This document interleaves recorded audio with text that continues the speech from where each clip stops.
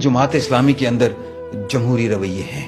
यहाँ पे संगलाख पहाड़ों का एक गरीब बच्चा जिसके अंदर घर में 2 वक्त की रोटी नहीं थी, जिसके पाँव में जूता नहीं था, जिसकी माँ ने ये कहा था, वो जो रोता हुआ आया था कि लोग हंसते हैं कि मेरे पाँव में जूता टूटा हुआ है, मेरा दिल भरा है, मेरा पख्तून भाई है वो उसकी माँ ने कहा था कि आप टेढ़ी टोपी कर लें, जूता कोई नहीं देखेगा, आपकी टोपी देखेंगे। तो फिर तारीख गवाह है, फिर जूता किसी ने नहीं देखा सिराजुल हक साहब का। फिर वो दस्तार, वो टोपी देखी, उसके सर पे दस्तार सज गई अमारत की, जमात इस्लामी की, हाफिज नईम साहब के सर पे सज गई। ठीक है। तो यहाँ पे जमहूरियत है। और यहाँ पे आपको पता है जो जितने भी अमीर आते हैं उनको कैंपेन करने की इजाजत नहीं है जमात इस्लामी के अंदर। वो अपनी कैंपेन नहीं कर सकते, वो नहीं कह सकते मैं ऐसा हूं, मैं ऐसा कर दूंगा।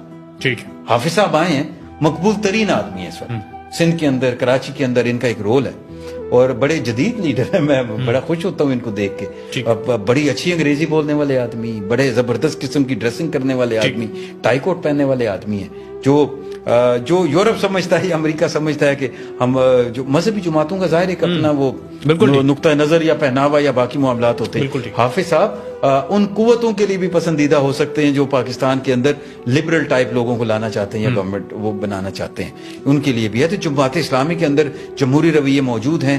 बाकी मैं समझता हूँ